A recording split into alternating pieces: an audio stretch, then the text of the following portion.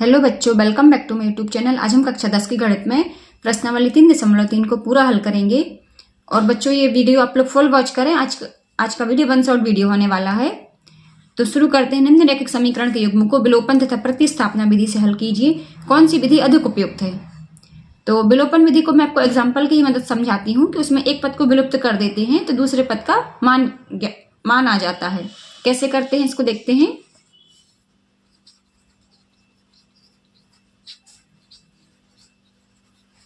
सबसे पहले तो समीकरण लिख लेंगे x धन y बराबर 5। बच्चों समीकरण बहुत ध्यान से उतारें। कई बार समीकरण ही गलत लिख लेते हैं तो पूरा जो क्वेश्चन है वो गलत हो जाता है। तो ये समीकरण नंबर 1 और ये समीकरण नंबर 2। अब देखिए, यदि हम समीकरण नंबर 1 में 2 का गुणा कर दें और फिर उसको समीकरण नंबर 2 में से घटा दें तो ये 2x से 2x कट जाएगा और हमारे पास अकेला y बचेगा। तो y का मान प्राप्त हो जाएगा। तो बस इसी को बोलते हैं विलोपन विधि, क्योंकि हमने x को विलुप्त कर दिया, x को गायब कर दिया तो y का मान आ गया। तो हम लिखेंगे समीकरण 1 में 2 का गुणा करने पर।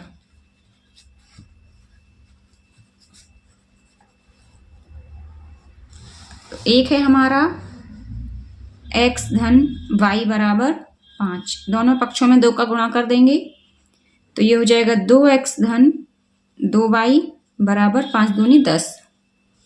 और समीकरण नंबर 2 है 2x ऋण 3y बराबर 4। यहीं पर हम साइड में लिख देंगे घटाने पर।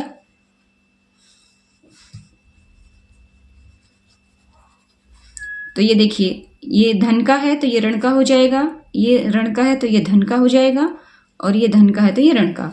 2x से 2x कट जाएंगे। 2y ऋण 3y धन 2y धन 3y तो ये हो जाएगा धन का 5y बराबर 10 में से 4 गए 6।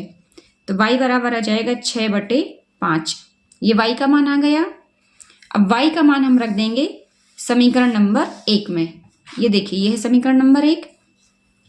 तो y का मान समीकरण 1 में रखने पर, समीकरण 1 है x धन y बराबर 5। x धन y का मान है 6/5 बराबर 5। तो x बराबर हो जाएगा 5 ऋण 6/5। x बराबर आ जाएगा, ये 5 एलसीएम ले लिया, 25 ऋण 6। तो x का मान आ गया 19/5। अब देखिए आंसर हम लिखेंगे x बराबर 19/5 और y बराबर 6/5। तो ये हो गया हमारा विलोपन विधि से हल। अब बच्चों इसमें कुछ मिसिंग है, बताइए क्या मिसिंग है? इतना करने से पूरे नंबर मिल जाएंगे क्या? आधा नंबर अभी भी कट सकता है। ये हमने जो समतुल्य के निशान नहीं लगाए हैं ना बच्चों, ये लगाना बहुत जरूरी है। एक तरह से कंपलसरी समझ लीजिए, तो इनको आपको जरूर लगाना है। अब इसी क्वेश्चन को हम करते हैं प्रतिस्थापन विधि से हल। इसमें सबसे पहले तो हम समीकरण लिख लेंगे। ये है x धन y बराबर 5 और दूसरा है 2x ऋण 3y बराबर 4। यह है समीकरण नंबर 2 और यह है समीकरण नंबर 1। तो देखिए बच्चों, समीकरण नंबर 1 से हम x का मान बना के समीकरण नंबर 2 में रख देंगे। ऐसा क्यों कर रहे हैं? प्रतिस्थापन विधि में किसी एक पद होता है उसको प्रतिस्थापित किया जाता है। जैसे यहाँ y का मान बना देंगे तो ये पूरा समीकरण x में खत्म होकर y के रूप में आ जाएगा। देखते हैं इसको कैसे करते हैं। यहाँ पे हमने बनाया x बराबर 5 ऋण y, तो ये बन गया हमारा समीकरण नंबर 3, है ना। अब समीकरण नंबर 2 में x का मान रखने पर, समीकरण नंबर 2 है हमारा 2x ऋण 3y बराबर 4। तो यहां पर ये देखिए x का मान रखेंगे तो ये हो जाएगा 2 गुणा 5 ऋण y ऋण 3y बराबर 4। ये अंदर गुणा कर देंगे 2 का, 5 दूनी 10 ऋण 2y ऋण 3y बराबर 4।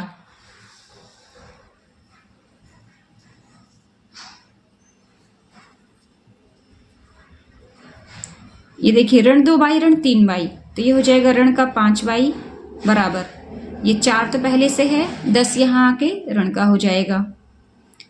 तो यहाँ आ गया ऋण 5y बराबर ऋण का 4 में से 6 गए, ये आया है 10। तो 10 में से 4 गए 6, ये आ गया ऋण का 6। यहाँ पर ये जो 10 था ना, ये यहाँ जाके ऋण का हो जाएगा। तो y बराबर हमारा हो जाएगा, देखिए ऋण से ऋण कट गए, y बराबर आ गया 6/5। दोनों ही जो विधियां हैं उनसे जो आंसर है वो सेम ही आएगा, x और y के मान समान ही आएंगे। तो y का मान तो आ गया 6/5। अब हम निकालेंगे x का मान। तो यहाँ पर जो हमने समीकरण नंबर 3 बनाया है ना, इसमें हम y का मान रख देते हैं। समीकरण 3 में y का मान रखने पर समीकरण नंबर 3 है x बराबर 5 ऋण y। तो x बराबर हो जाएगा 5 ऋण y, हमारा आया है 6/5। तो x बराबर हो जाएगा, ये 5 तो आ गया एलसीएम, 5 25 ऋण 6, तो x बराबर आ गया 19/5। तो अब हम आंसर लिख देंगे इसका, x बराबर 19/5 और y बराबर 6/5। तो देखिए बच्चों, विलोपन विधि में भी हमारा यही मान आया था और प्रतिस्थापन विधि में भी सेम ही आएगा। तो इस तरह से हमारे आंसर की जांच भी हो जाती है साथ ही साथ। और बच्चों समतुल्य के निशान भी जरूर से लगाना है हमें। तो इसे करते हैं पार्ट 2। पार्ट 2 में हमें ये दोनों समीकरण दी गई हैं। तो ये तो हो गई हमारी समीकरण नंबर 1 और ये है हमारी समीकरण नंबर 2। तो देखिए समीकरण नंबर जो 2 है, यदि हम इसमें 2 का गुणा कर दें तो y और y कट जाएंगे। अब आप सोच रहे होंगे कि मैम कहीं पर तो x वाले वेरिएबल कैंसिल करते हैं, कहीं y वाले। तो बेटा ये कंडीशन पर डिपेंड करता है। अब यहाँ पर यदि हम x के वेरिएबल समान बनाएंगे तो हमें समीकरण नंबर 1 को 2 से गुणा करना पड़ेगा और समीकरण नंबर 2 को हमें 3 से गुणा करना पड़ेगा। तो इसलिए हम क्या करेंगे, सिर्फ समीकरण नंबर 2 में 2 से गुणा कर देंगे। तो ये हो जाएगा 4y, 4y से 4y कट जाएगा, तो हमें x का मान प्राप्त हो जाएगा। तो सबसे पहले इसको हम विलोपन विधि से ही हल कर लेते हैं। समीकरण 2 में 2 का गुणा करने पर, जब 2 का गुणा कर रहे हैं ना बेटा, तो वो दोनों ही पक्षों में होता है। समीकरण नंबर 2 है हमारा 2x ऋण 2y बराबर 2। अब इसको 2 का गुणा कर देंगे हम दोनों पक्षों में, तो ये हो जाएगा 2 दूनी 4x ऋण 2 दूनी 4y बराबर 2 दूनी 4। अब जो समीकरण नंबर 1 है इसको हम यहाँ लिख लेंगे, 3x धन 4y बराबर 10। अब देखिए यदि हम इसको जोड़ देंगे तो फिर ये आसानी से कैंसिल हो जाएंगे। तो हम साइड में लिख देंगे जोड़ने पर। तो ये 4y से 4y कैंसिल हो गया और ये हमारा आ गया 4 और 3 7x बराबर 10 और 4 14। तो x बराबर हो जाएगा 14/7। तो हमारा x बराबर आ जाएगा 2। ये तो आ गया x का मान। अब x का मान हम समीकरण नंबर 2 में ही रख देते हैं, तो y का मान आ जाएगा। तो हम लिखेंगे समीकरण 2 में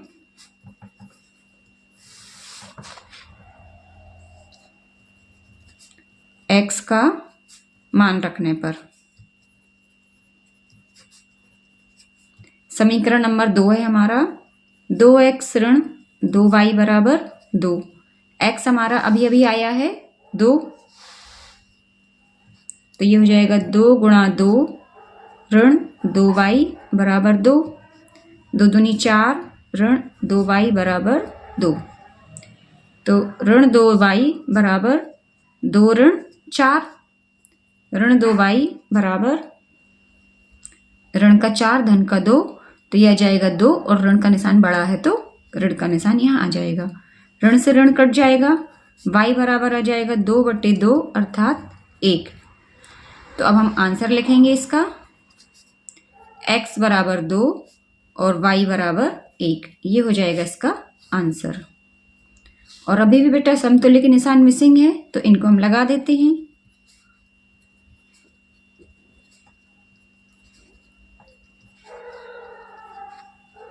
तो अब इसी क्वेश्चन को हम करते हैं प्रतिस्थापन विधि से हल।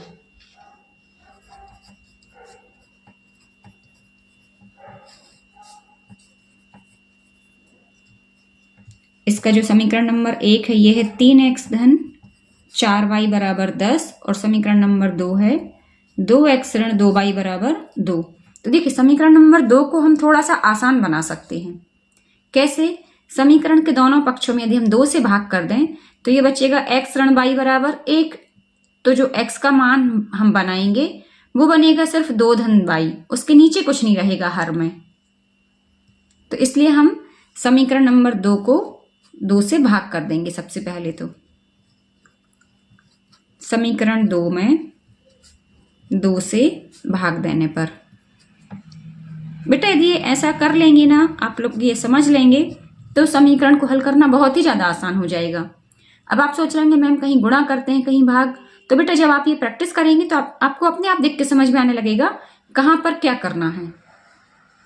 ये है 2x ऋण 2y बराबर 2। अब दोनों पक्षों में हम 2 से भाग कर रहे हैं, तो यहाँ पूरे में 2 से भाग हो जाएगा, यहाँ पूरे में 2 से भाग हो जाएगा। ये हो जाएगा 2x/2 ऋण 2y/2 बराबर 2/2 यानी कि 1। तो ये 2 से 2 कट जाएगा, x अकेला बचेगा, 2 से 2 कट जाएगा, y अकेला बचेगा और यहाँ पर बराबर 1। अब हम यहाँ से x का मान बना लेंगे, तो x बराबर 1 धन y, ये हमारा बन गया समीकरण नंबर 3। अब ये जो समीकरण 3 बनाया है x का मान, इसको हम रखेंगे समीकरण नंबर 1 में। 1 में ही क्यों रख रहे, 2 में क्यों नहीं रख रहे? क्योंकि हमने बेटा इसको 2 से बनाया है। यदि हम इसी में रखेंगे तो वापस हम इसी क्वेश्चन पर ही पहुंच जाएंगे। तो समीकरण नंबर 1 में रखेंगे हम x का मान। समीकरण 1 में x का मान रखने पर समीकरण नंबर 1 है हमारा 3x धन 4y बराबर 10। 3 गुणा x की जगह 1 धन y धन 4y बराबर 10। ये हो जाएगा 3 एकम 3 धन 3y धन 4y बराबर 10। 4 और 3 7y बराबर 10 ऋण ये वाला 3। तो y बराबर हो जाएगा 10 में से 3 गए 7, 7/7, तो y बराबर आ जाएगा 1। अब ये जो y का मान आया है इसको हम रख देते हैं समीकरण नंबर 3 में। तो y का मान समीकरण 3 में रखने पर 3 है हमारा x बराबर 1 धन y, तो x बराबर 1 धन 1, x बराबर आ जाएगा 2। तो हम आंसर लिख देंगे इसका, x बराबर 2 और y बराबर 1, ये आ जाएंगे हमारे x और y के मान। देखिए बच्चों विलोपन विधि और प्रतिस्थापन विधि से दोनों से ही x और y के मान समान आते हैं। इसी का कर लेते हैं भाग 3।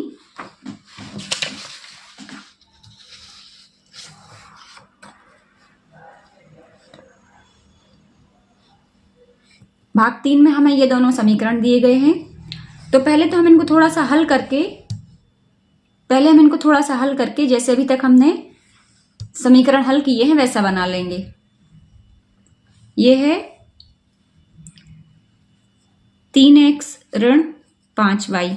अब ये ऋण का 4 यहाँ पर है तो ये 0 धन 4 हो जाएगा, तो ये धन का 4, ये बन गया समीकरण नंबर 1।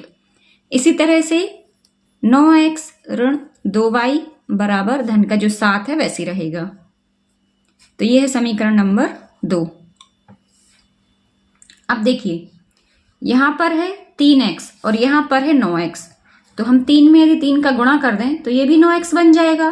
तो विलोपन विधि से बिल्कुल आसान हो जाएगा। समीकरण 1 में 3 का गुणा कर देंगे और फिर समीकरण 2 को उसमें से घटा देंगे, तो ये x वाले वेरिएबल कट जाएंगे। तो हम सबसे पहले तो इसको विलोपन विधि से हल कर लेते हैं। समीकरण 1 में 3 का गुणा करने पर 1 है हमारा 3x ऋण 5y बराबर 4।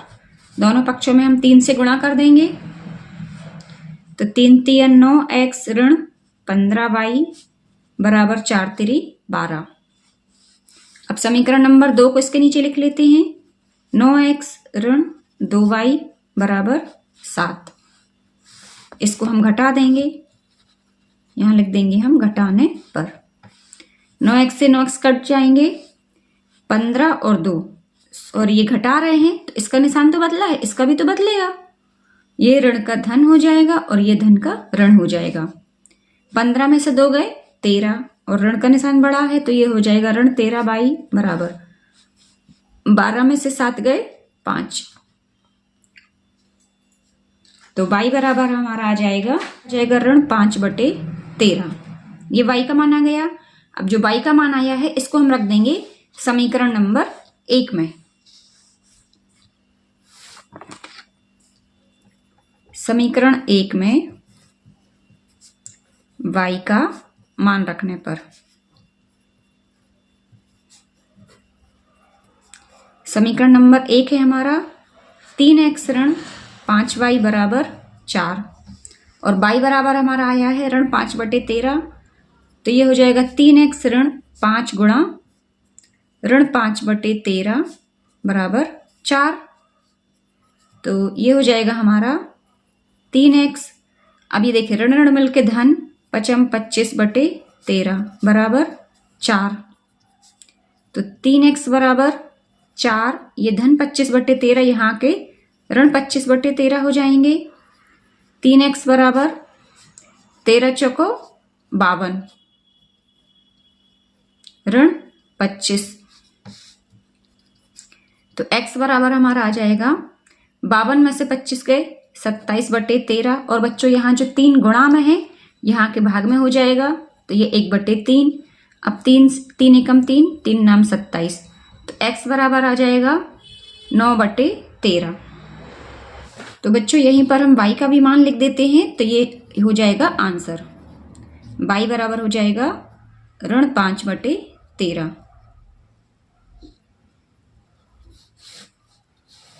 अब इसी को हम कर लेते हैं प्रतिस्थापन विधि से हल। प्रतिस्थापन विधि, तो बच्चों समीकरण तो सेम ही रहेंगे।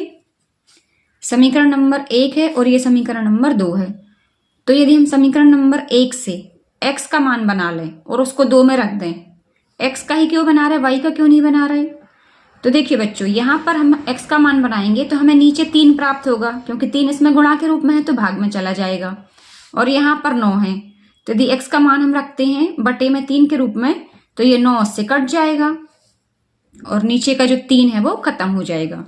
देखते हैं इसको कैसे करना है। समीकरण 1 से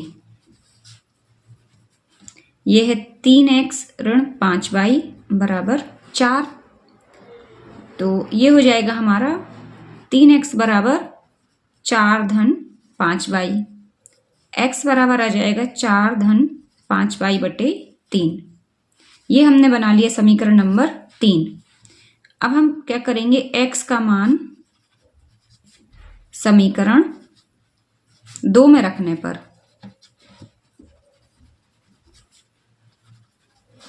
समीकरण नंबर 2 है हमारा 9x ऋण 2y बराबर 7।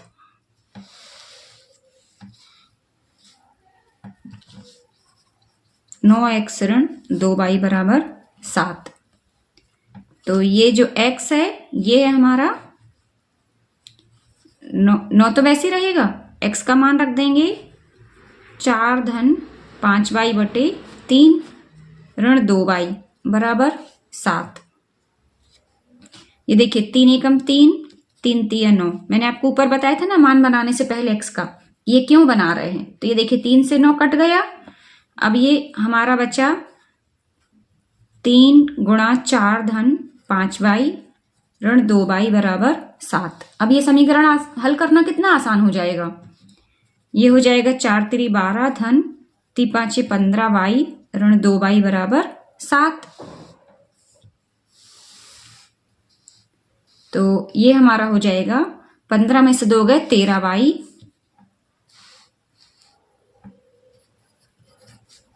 बराबर ये हमारा आ जाएगा 7 ऋण 12।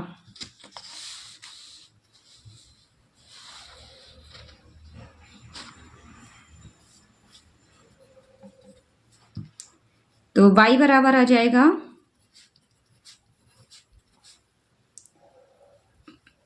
12 में से 7 गए 5 और ऋण का निशान बढ़ा तो ये ऋण का 5/13। तो y का मान तो आ गया हमारा ऋण 5/13।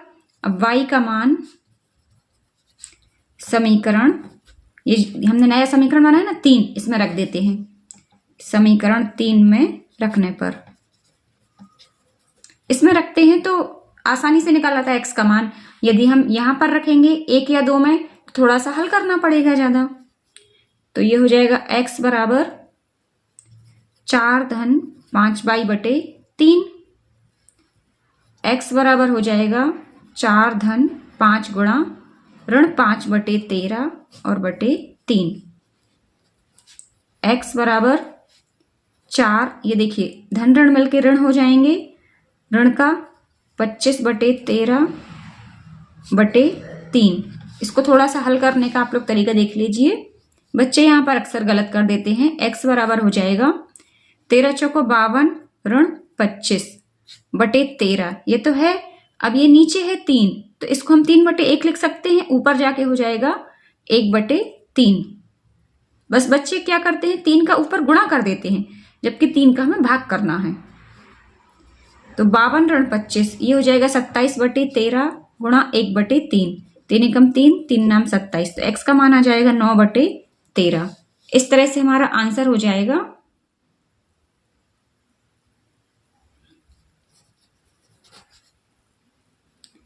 x बराबर 9/13 और y बराबर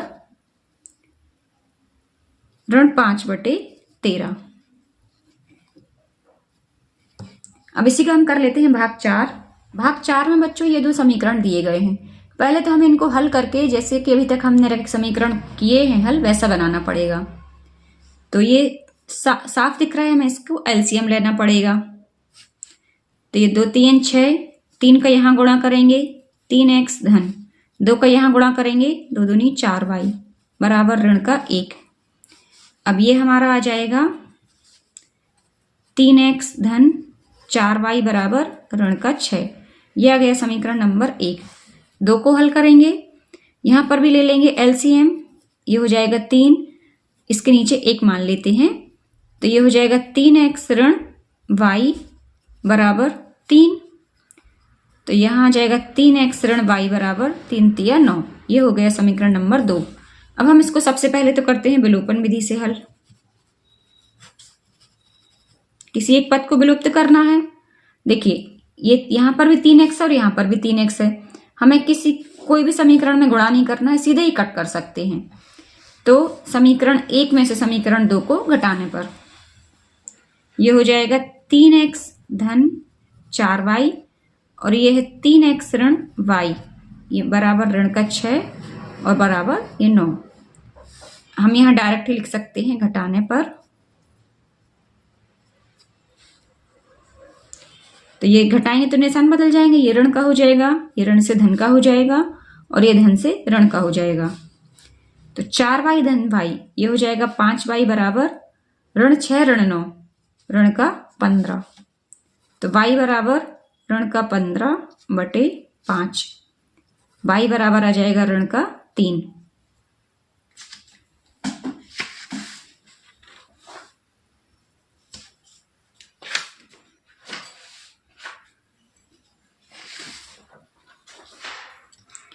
अब y का मान समीकरण नंबर 2 में रख देते हैं, 2 ज्यादा आसान है। तो y का मान समीकरण 2 में रखने पर ये है हमारा 3x ऋण y बराबर 9। तो 3x ऋण y का मान है ऋण 3 बराबर 9। 3x ऋण ऋण मिलके हो जाएंगे धन के 3 बराबर 9। तो 3x बराबर 9 ऋण 3, x बराबर हो जाएगा 9 में से 3 गए 6/3, तो ये हो जाएगा 2। यहाँ पर हम लगा देते हैं सब जगह समतुल्य के निशान। x बराबर आ जाएगा 2 और y बराबर आ जाएगा ऋण का 3। अब हम यहीं पर आंसर भी लिख देते हैं, x बराबर धन का 2 और y बराबर ऋण का 3। ये तो हो गई विलोपन विधि। अब हम इसे कर लेते हैं प्रतिस्थापन विधि से।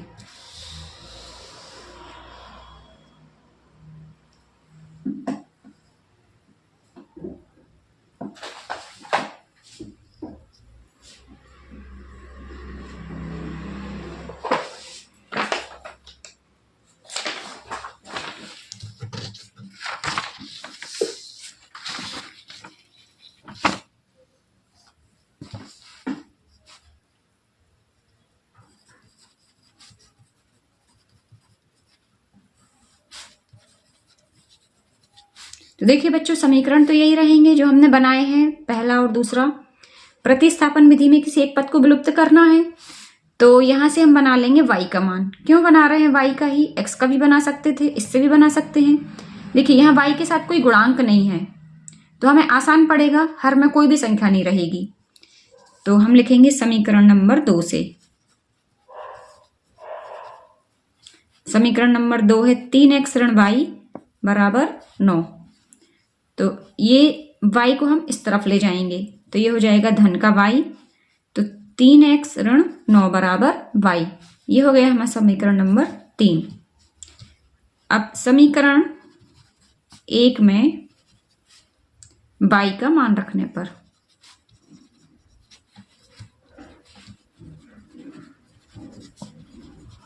समीकरण नंबर 1 है हमारा 3x धन 4y बराबर ऋण का 6।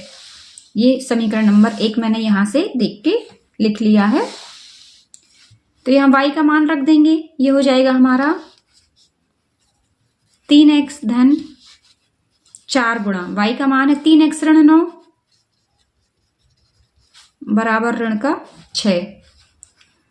तो ये हो जाएगा 3x और यहां अंदर गुणा कर देंगे, 4 3 12, x ऋण 4 नाम 36 बराबर ऋण का 6।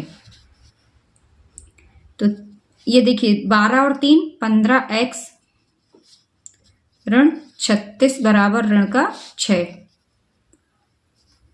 15x बराबर ऋण का 6 धन का 36, तो x बराबर हो जाएगा धन का 30/15 अर्थात 2। x का मान तो आ गया हमारा 2। समतुल्य के निशान भी लगा देते हैं साथ में। अब x का मान हम रख देंगे समीकरण नंबर 3 में, ये जो हमने बनाया है, तो हमें y का मान मिल जाएगा। समीकरण 3 में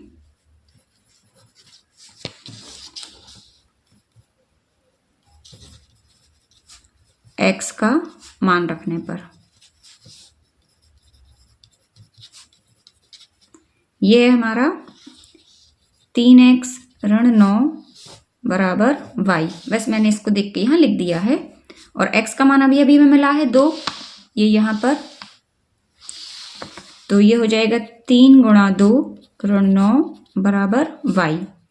3 दूनी 6 ऋण 9 बराबर y, तो y बराबर हो जाएगा 6 ऋण 9 ऋण का 3। तो y का मान आ गया ऋण का 3 और x का मान आ गया धन का 2। अब हम आंसर लिख देते हैं, x बराबर 2 और y बराबर ऋण का 3। तो बच्चों इस तरह से प्रश्न क्रमांक पहले का चौथा भाग भी हल हुआ। अब हम चलते हैं प्रश्न क्रमांक 2 की ओर।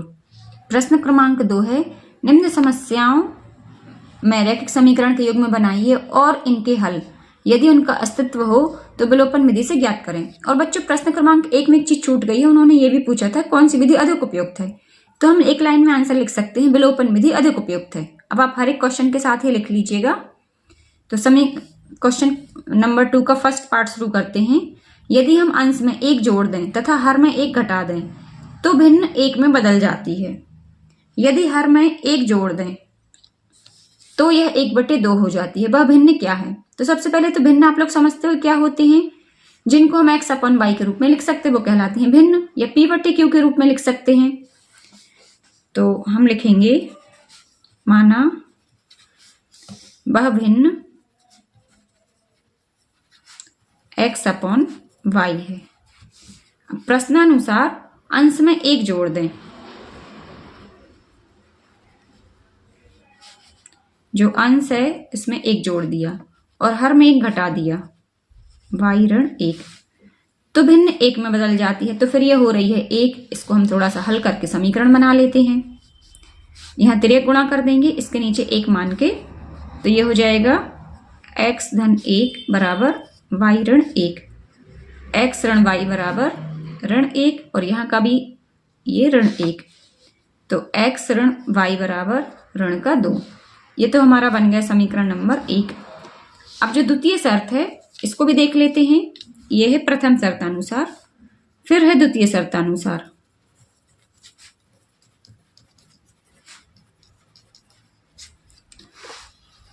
यदि हर में एक जोड़ दें तो यह 1/2 हो जाती है। देखिए हमें यहाँ खाली हर में एक जोड़ना है, अंश का कुछ भी नहीं करना, अंश को टच नहीं करना है। अंश वैसे रहेगा, हर में एक जोड़ देंगे y-1, तो ये हो जा रही है 1/2।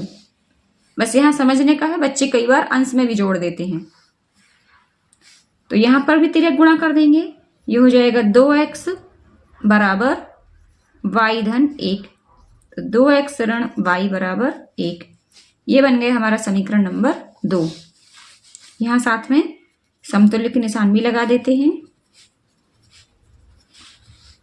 अब देखिए समीकरण नंबर 1 ये है और 2 ये है, हमें इनको विलोपन विधि से हल करना है, लेकिन इसके पहले देखना है कि इनका अस्तित्व है या नहीं। तो आप सभी ने पढ़े हैं a1 b1 a2 b2, है ना। तो इसी के अनुसार ये समीकरण नंबर 1 है, यहीं पर साथ में लिख लेते हैं समीकरण नंबर 2, 2x ऋण y बराबर 1। अब हमने क्या पढ़ा है, a1/a2 बराबर b1/b2, तब तो समीकरण का अस्तित्व होगा यदि ये दोनों इक्वल नहीं है। तो a1 हमारा है 1, a2 हमारा है 2। अब अलग से बताने की आवश्यकता नहीं है, इसकी तुलना व्यापक समीकरण से करने पर अभी इतना सब लिखेंगे तो ये क्वेश्चन बहुत ही ज्यादा लंबा हो जाएगा, तो हम इसको डायरेक्ट ही कर सकते हैं। और b1 हमारा है ऋण का 1 और b2 है ऋण का 1, तो ऋण ऋण कट जाएंगे, यहाँ बचेगा 1/2 बराबर 1। अब देखिए 1/2 1 के बराबर तो नहीं हो सकता है, तो समीकरण का अद्वितीय हल होगा या समीकरण का अस्तित्व होगा। हम लिखेंगे समीकरण का अस्तित्व होगा, तो फिर हम इसको ज्ञात कर लेंगे। तो ये समीकरण नंबर 1 और 2।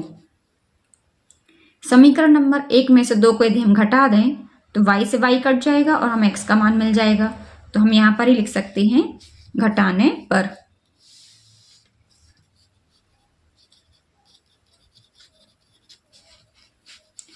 ये है धन, ये हो जाएगा ऋण और ये भी हो जाएगा ऋण। और इन्होंने विलोपन विधि से हल करने को बोला है, तो हम वो सबसे ऊपर हेडिंग भी डाल देंगे विलोपन विधि, है ना। अब यहाँ तो मुझे जगह ही नहीं दिख रही है, आप लोग डाल लीजिएगा। मैंने शुरू कर दिया है ये इसको सॉल्व करना। तो ये y से y कट जाएगा, x ऋण 2x, ये हो जाएगा ऋण का x बराबर ऋण 1 ऋण 2, ये हो जाएगा ऋण का 3, तो x बराबर हो जाएगा धन का 3। अब x का मान समीकरण, ये है ना हमारा समीकरण नंबर 1, ये ज्यादा आसान लग रहा है, इसमें रख देते हैं समीकरण 1 में रखने पर। तो समीकरण 1 है हमारा x ऋण y बराबर ऋण का 2, x बराबर हम रख देंगे 3 ऋण y बराबर ऋण का 2, तो ऋण y बराबर ऋण 2 ऋण 3, ये ऋण y बराबर हो जाएगा हमारा ऋण का 5, तो y बराबर आ जाएगा 5, ऋण से ऋण कट जाएगा। तो अब जो आंसर है लिखेंगे हम अभीष्ट भिन्न,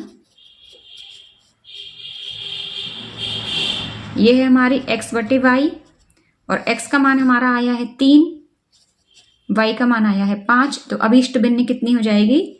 3/5। ये हो जाएगा हमारा आंसर। इसी का कर लेते हैं भाग 2। भाग 2 में हमसे कहा गया है 5 वर्ष पूर्व नूरी की आयु सोनू की आयु की 3 गुनी थी। 10 वर्ष बाद नूरी की आयु सोनू की आयु की 2 गुनी हो जाएगी। नूरी और सोनू की आयु कितनी है? तो बच्चों बहुत ही सिंपल सी बात बताइए। मान लीजिए जो सोनू है उसकी जो वर्तमान आयु है वो है 15 वर्ष, और जो नूरी है उसकी जो वर्तमान आयु है वो है 40 वर्ष। अब 5 वर्ष पूर्व की बात की गई है, तो 5 वर्ष पूर्व जो सोनू की आयु है वो कितनी हो जाएगी? 15 ऋण 5, है ना, पहले की बात की गई है। यदि आप आज 15 साल के हो तो 5 साल पहले कितने साल के थे आप? 10 साल के। और जो नूरी है वो कितने की हो जाएगी? 40 ऋण 5 बराबर 35। तो ये तो 5 वर्ष पूर्व की बात हो गई। अब हम कर लेते हैं 10 वर्ष बाद की बात। 10 वर्ष बाद तो जो सोनू है उसकी आयु कितनी हो जाएगी? 15 धन 10 25, और जो नूरी है उसकी आयु कितनी हो जाएगी? 40 और 10 50, है ना। तो बच्चों यहाँ थोड़ी समझने की चीजें हैं। बच्चे यहाँ अक्सर गलत कराते हैं।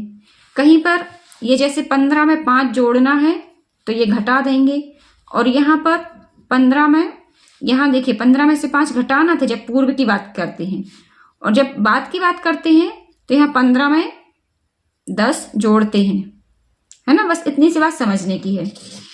तो अब हमें नूरी और सोनू की आयु ज्ञात करनी है, तो हम नूरी और सोनू की आयु को x और y के रूप में मान लेंगे। माना नूरी की आयु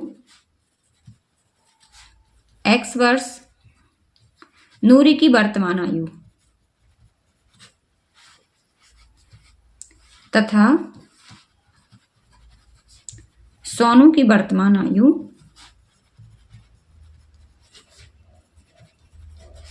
बराबर y वर्ष है ना। अब 5 वर्ष बाद नूरी की आयु,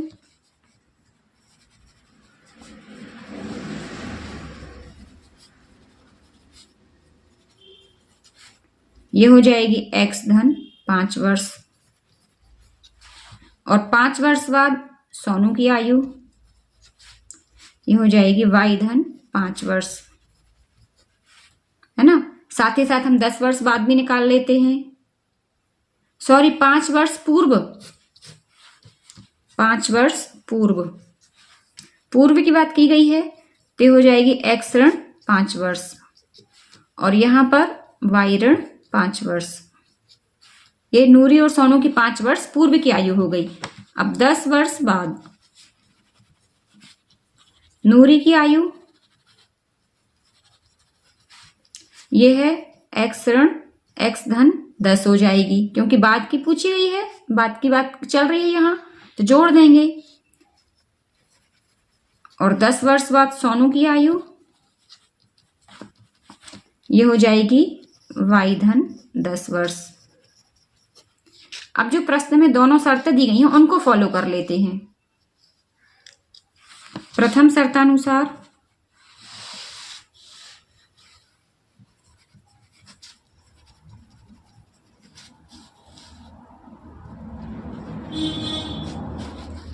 पांच वर्ष पूर्व नूरी की आयु सोनू की आयु की 3 गुनी थी।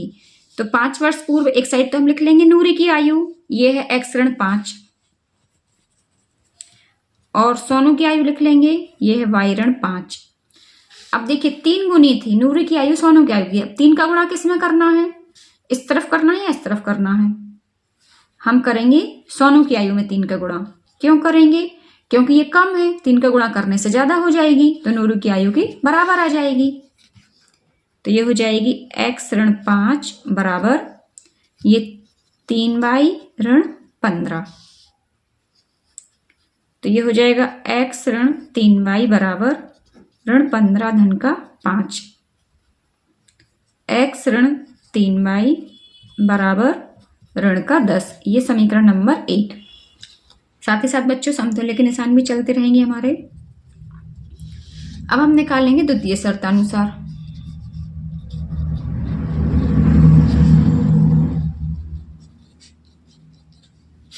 द्वितीय शर्त के अनुसार क्या बोल रहे हैं, 10 वर्ष बाद नूरी की आयु सोनू की आयु की 2 गुनी हो जाएगी।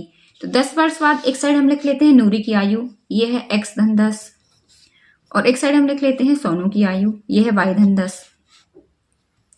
अब 2 गुनी हो रही है नूरी की आयु सोनू की आयु की, तो सोनू की आयु में 2 का हम गुणा कर देंगे तो नूरी की आयु आ जाएगी। इसको हम हल कर लेते हैं, x धन 10 बराबर 2y धन 20। बच्चों ये गुणा करते समय थोड़ा सा ध्यान रखें, अक्सर यहाँ बच्चे गलत कर देते हैं, ये 2 का गुणा नूरी की आयु में कर देते हैं। तो ये हो जाएगा x ऋण 2y बराबर 20 ऋण 10। तो ये x ऋण 2y बराबर धन का 10, ये हो जाएगा समीकरण नंबर 2। साथ में समतुल्य के निशान तो हमारे चल ही रहे हैं। अब देखिए समीकरण नंबर 1 ये है और 2 ये है, हमें दोनों को विलोपन विधि से हल करना है। तो हम क्या करेंगे, समीकरण नंबर 1 में से 2 को घटा देंगे। x ऋण 3y बराबर ऋण का 10 और x ऋण 2y बराबर 10। यहां पर हम घटाएंगे तो चिन्ह बदल जाएंगे, ये ऋण, ये धन और ये ऋण। ऋण 3y धन 2y, तो ये ऋण का y बराबर ऋण का 20। तो y बराबर आ जाएगा धन का 20, ऋण से ऋण कट जाएंगे दोनों साइड से, y बराबर आ जाएगा 20।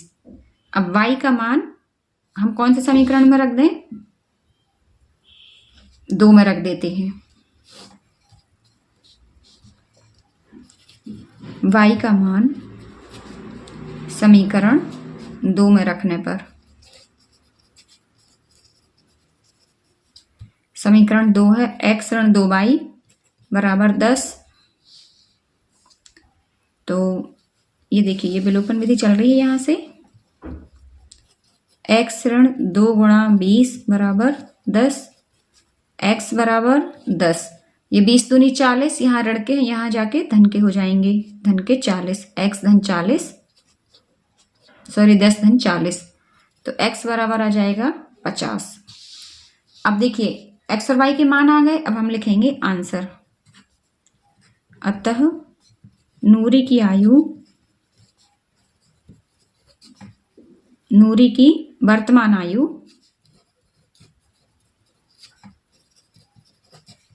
बराबर 50 वर्ष तथा सोनू की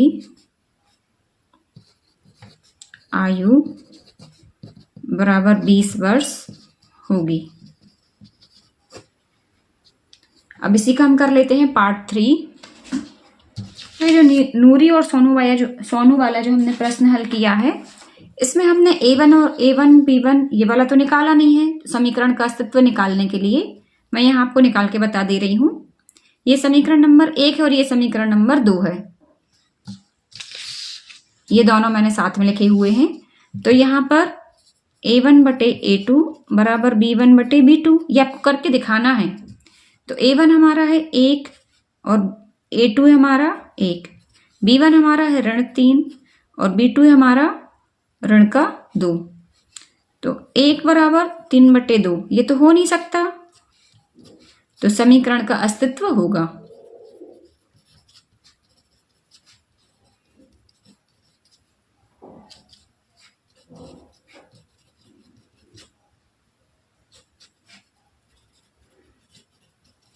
अब जब अस्तित्व होगा तो फिर उसको हम आगे ज्ञात करेंगे। तो बच्चों ये बस एक लाइन का आप लोग जरूर से करिए। इसका कर लेते हैं हम प्रश्न क्रमांक 2 का तीसरा भाग में। हमसे कहा गया है प्रश्न में 2 अंकों की संख्या के अंकों का योग 9 है। इस संख्या के का 9 गुना संख्या के अंकों को पलटने से बनी संख्या का 2 गुना है, वह संख्या ज्ञात कीजिए। तो बच्चों पहले तो आप 2 अंकों की संख्या का ये समझ लीजिए फंडा, ये क्या होता है। मान लीजिए कोई भी 2 अंकों की संख्या है, मैंने ली 17। अब इसमें इकाई का अंक है 7 और दहाई का अंक है 1। इस संख्या को हम और क्या लिख सकते हैं, 10 धन 7। अब इस 10 को हम लिख सकते हैं 10 गुणा 1 धन 7, ऐसा लिख सकते हैं। तो संख्या का मूल रूप क्या होता है? दहाई गुणा 10 धन इकाई, ये होता है मूल रूप। ये दहाई गुणा 10 धन इकाई, ये मूल रूप होता है संख्या का। अब यदि हम इसके अंकों को पलट दें, अर्थात इकाई के स्थान पर दहाई और दहाई के स्थान पर इकाई कर दें, तो ये संख्या क्या हो जाएगी? 71। 71 को हम क्या लिख सकते हैं? 70 धन 1, और 70 को हम क्या लिख सकते हैं? 7 गुणा 10 धन 1। तो ये हो जाएगा दहाई गुणा 10 धन इकाई। ये ऐसी हो जाएगी संख्या। बस इस चीज को हमें यहां समझना है, ये मूल संख्या है, ये अंकों को पलटने से बनी संख्या है। और ये जो हमारे जो अंक थे ना, यहां जो हमने 17 और 71 लिए थे, तो ये जो अंक हैं ये x और y के रूप में रहेंगे हमारे।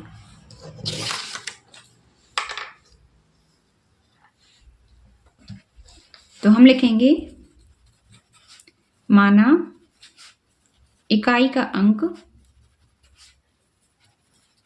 x तथा दहाई का अंक y है, तब संख्या ये हो जाएगी 10y धन x, क्योंकि दहाई को हमने y लिया है। अब अंकों को पलटने से बनी संख्या,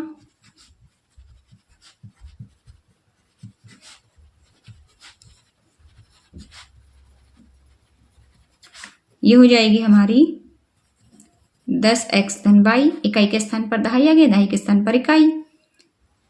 अब हम प्रश्न की जो शर्त है उसको फॉलो कर लेते हैं। प्रथम शर्तानुसार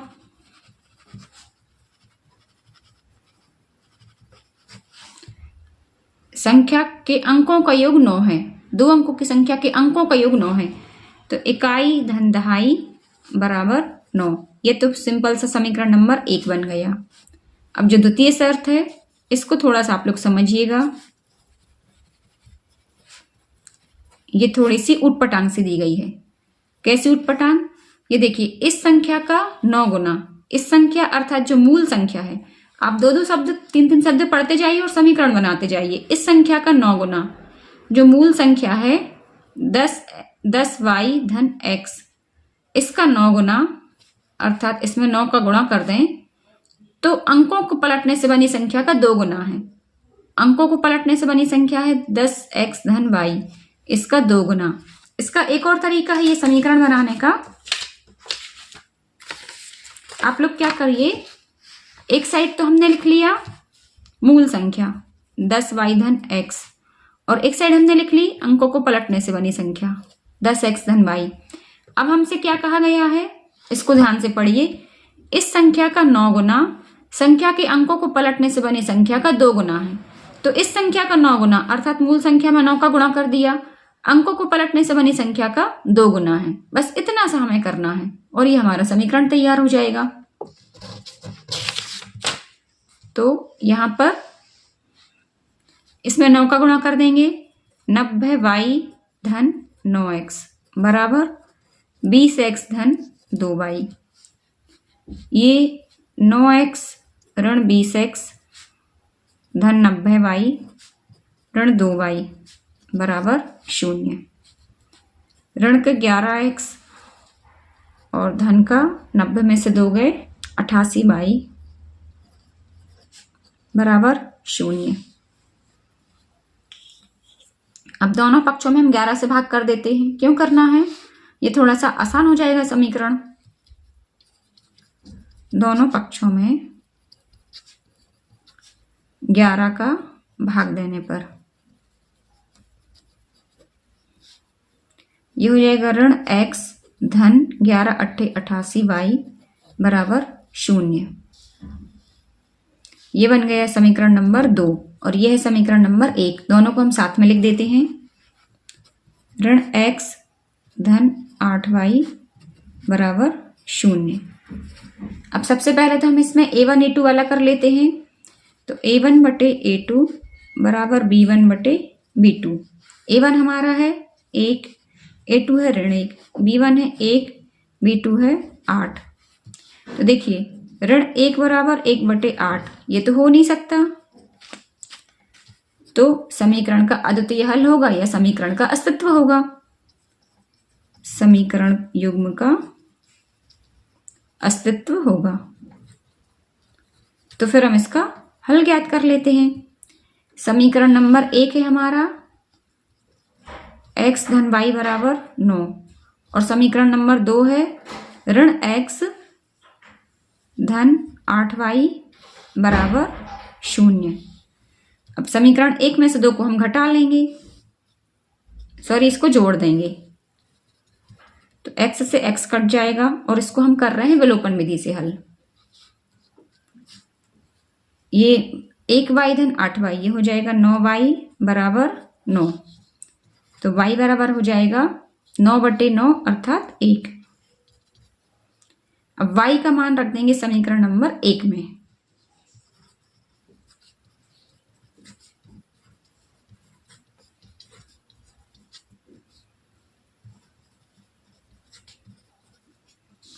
तो ये है x धन y बराबर 9,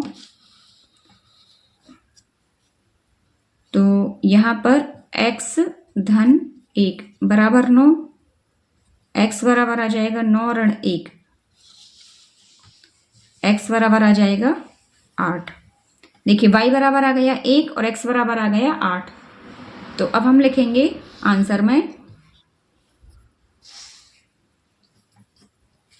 अतः संख्या 10y धन x, यह है ना मूल संख्या, तो 10 गुणा y है 1, ये आया है, और धन x अभी ये निकाला है 8,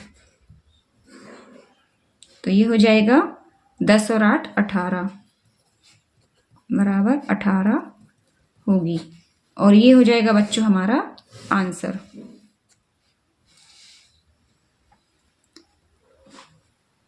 अब हम इसी का कर लेते हैं भाग 4। भाग 4 में हमें कहा गया है, मीना 2000 रुपये निकालने के लिए एक बैंक गई। उसने खजांची से 50 रुपये के तथा 100 रुपये के नोट देने के लिए कहा।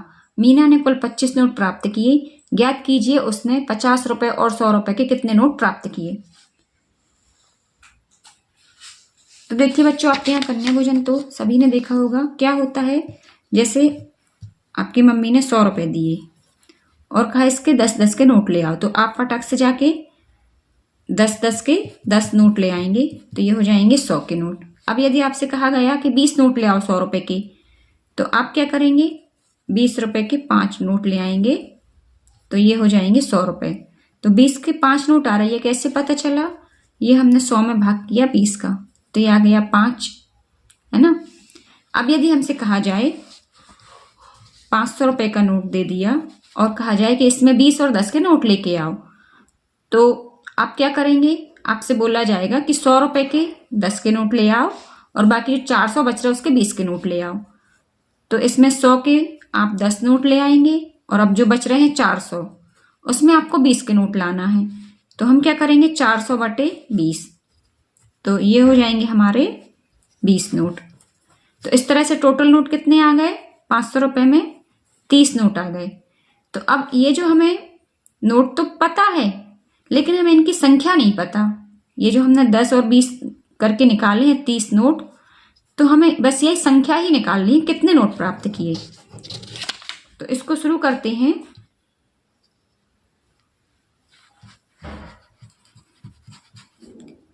माना मीना ने 50 रुपये के एक्स नोट तथा 100 रुपये के वाई नोट प्राप्त किए। अब प्रथम शर्तानुसार या प्रश्नानुसार कुल कितने रुपए प्राप्त किए हैं, 2000 रुपये, है ना।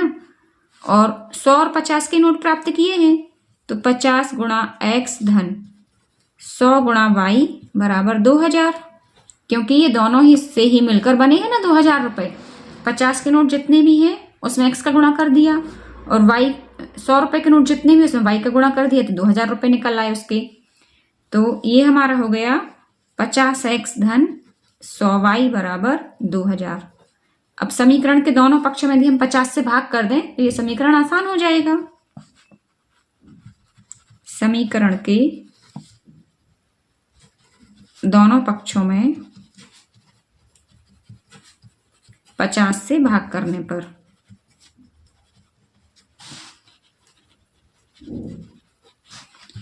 तो ये हो जाएगा 50x बटे 50 धन 100y बटे 50 बराबर 2000 बटे 50।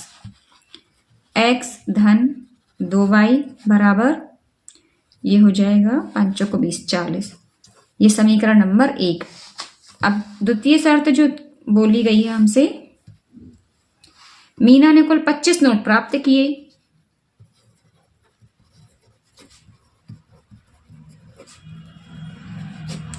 कुल नोट है 25, तो x धन y बराबर 25।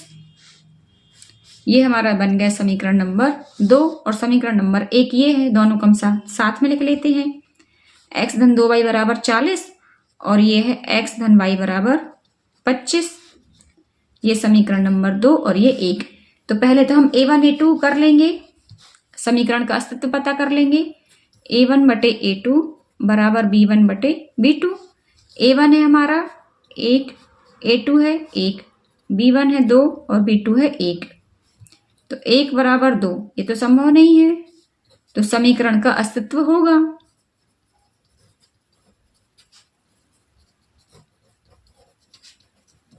समीकरण का अस्तित्व होगा तो फिर हम इसको ज्ञात करेंगे x और y के मान। तो यहां देखिए सिंपल सा समीकरण, 1 में से 2 को हम घटा देंगे तो हमें y का मान प्राप्त हो जाएगा। विलोपन विधि से हल कर रहे हैं इसको हम।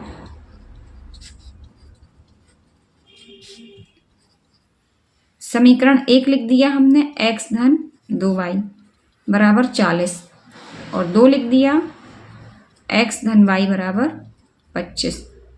अब हम इसको घटा देंगे। जब घटा रहे हैं तो चिन्ह बदल जाएंगे, ये ऋण का हो जाएगा, ये भी ऋण का और ये भी ऋण का। 2y ऋण y, y बराबर 40 ऋण 25 बराबर 15। तो y का मान तो आ गया 15। अब y का मान,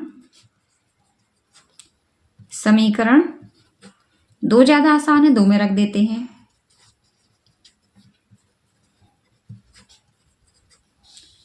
तो ये हो जाएगा x धन y बराबर 25, x धन 15 बराबर 25, x बराबर हो जाएगा 25 ऋण 15। तो x बराबर हमारा आ जाएगा 10। तो हमने x और y किसको माना था? 50 और 100 रुपए के नोट की संख्या को। तो अब हम आंसर लिखेंगे। अतः मीना ने, देखिए जो x माना था वो हमने 50 रुपए के नोट की संख्या को माना था, तो जो x का मान आया है 10 वो हो गए 50 के नोट। अतः मीना ने 50 के 10 नोट, 50 रुपए के 10 नोट तथा 100 रुपए के, y का मान आया हमारा 15, ये आया है 100 रुपए के 15 नोट प्राप्त किए। अब यदि आप उत्तर की जांच करना चाहते हैं तो ये बहुत ही सिंपल है। 50 रुपए के 10 नोट, 50 गुणा 10 अर्थात 500 और 100 रुपए के 15 नोट, तो ये हो गए 1500। ये दोनों मिलके हो जाएंगे 2000। कुल 2000 रुपए प्राप्त किए हैं। प्रश्न क्रमांक 2 का भाग 5 है। किराए पर पुस्तक देने वाले किसी पुस्तकालय का प्रथम 3 दिनों का एक नियत किराया है तथा उसके बाद प्रत्येक अतिरिक्त दिन का अलग किराया है। सरिता ने 7 दिनों तक एक पुस्तक रखने के लिए 27 रुपए अदा किए, जबकि सूसी ने एक पुस्तक 5 दिनों तक रखने के लिए 21 रुपए अदा किए। नियत किराया तथा प्रत्येक अतिरिक्त दिन का किराया ज्ञात कीजिए। तो बच्चों, आप लोगों ने देखा होगा पुस्तकालय में जब कोई भी पुस्तक इशू कराते हैं लाइब्रेरी से तो उसका एक किराया लगता है। तो उसमें नियत किराया और अतिरिक्त किराया क्या कहलाता है? मान लीजिए किसी पुस्तकालय में प्रथम 3 दिनों का किराया तो लगता है 5 रुपये प्रतिदिन के हिसाब से 15 रुपये। उसके बाद जो 3 दिन के बाद मान लीजिए, और जितने भी दिन हैं, मान लीजिए कोई पुस्तक आपने 7 दिन के लिए निकलवाई तो प्रथम 3 दिन का 5-5 रुपये लगा। अब कितने बचे बाकी के 4 दिन? तो उसके बाद ये स्कीम रहती है कि उसके बाद 2-2 रुपये लगने लगता है या और भी कम लग सकता है। तो मान लीजिए 2-2 रुपये लग रहा है उसके बाद पर डे का, तो 4 दूनी 8 रुपये। तो इस तरह 7 दिन का कितना लगा? 15 और 8 23। इसी तरह से मान लीजिए कोई पुस्तक आपने 8 दिनों के लिए निकलवाई तो प्रथम 3 दिन का किराया तो 5 रुपये के हिसाब से लगेगा 15 रुपये।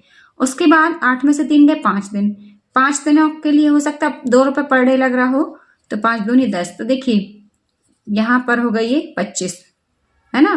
तो पुस्तकालय में यही चलता है। यहाँ पर ये क्वेश्चन में हमसे यही कहा गया है। तो हमें निकालना है नियत किराया तथा प्रत्येक अतिरिक्त दिन का किराया। तो हम नियत किराया को मान लेंगे x रुपए तथा प्रत्येक अतिरिक्त दिन का किराया मान लेंगे हम y रुपए।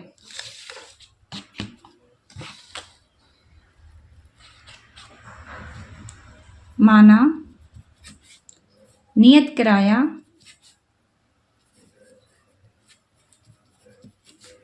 x रुपए प्रतिदिन तथा अतिरिक्त किराया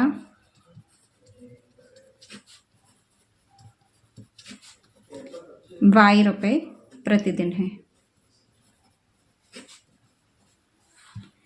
अब जो प्रथम शर्त है उसमें हमसे कहा गया है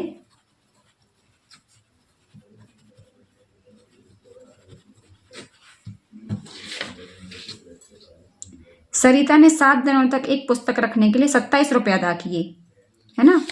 तो 7 दिनों की पुस्तक का किराया, ये जो नियत किराया है प्रथम 3 दिन का, ये तो रहेगा 3x, ये तो लगेगा ही लगेगा। अब 7 दिन के लिए पुस्तक निकलवाई है सरिता ने, तो बचे 7 में से 3 गए, बचे 4 दिन। तो 4 दिनों का किराया लगेगा y रुपए, तो ये दोनों मिलके हो जाएंगे 27 रुपये। ये हमारा बन गया समीकरण नंबर 1। इसी तरह से द्वितीय शर्तानुसार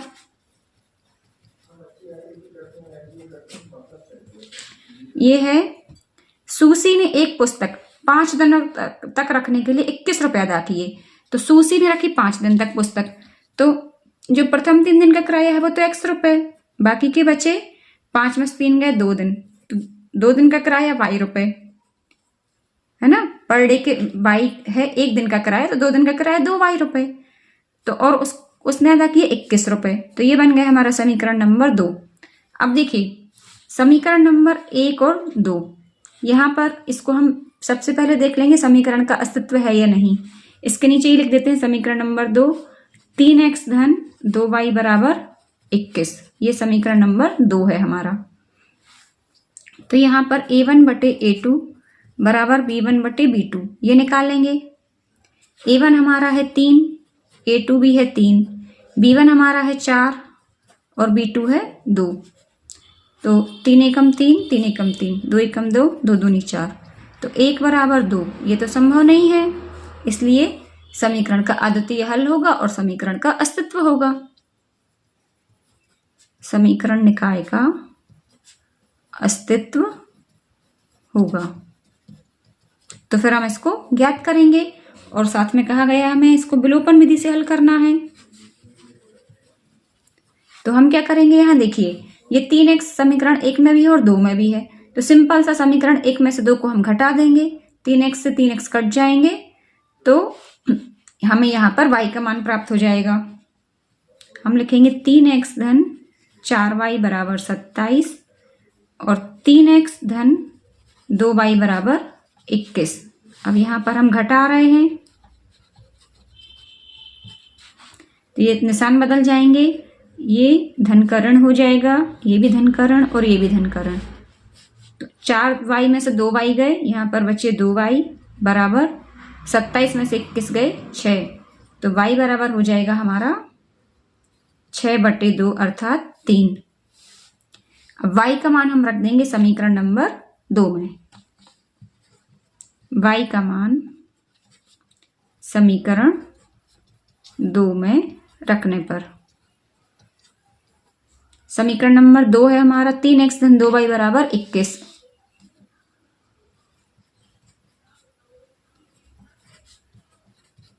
और y का मान आया है 3, तो 3x धन 2 गुणा 3 बराबर 21। 3x धन 6 बराबर 21, तो 3x बराबर हो जाएंगे 21 ऋण 6। x बराबर आ जाएगा ये 15/3, तो x का मान आ गया 5। अब देखिए बच्चों, x और y हमने किस किस को माना था? ऊपर नियत किराया हमने माना था x रुपए प्रतिदिन और अतिरिक्त किराया माना था हमने y रुपए प्रतिदिन। तब हम आंसर लिखेंगे, अतः नियत किराया x बराबर, ये अभी हमने निकाला है 5 रुपए, अतः नियत किराया 5 रुपए प्रतिदिन तथा अतिरिक्त किराया ये हमने माना है y, तो y बराबर आया है 3 रुपए प्रतिदिन होगा। तो बच्चों बहुत ही आसान से प्रश्न है ये सभी, आप लोग प्रैक्टिस करें तो बनेंगे। कहीं कोई प्रॉब्लम होती है आप मुझे कमेंट्स में पूछ सकते हैं। इस वीडियो में इतना ही, फिर मिलते हैं नेक्स्ट वीडियो में। तब तक के लिए जय हिंद, वंदे मातरम।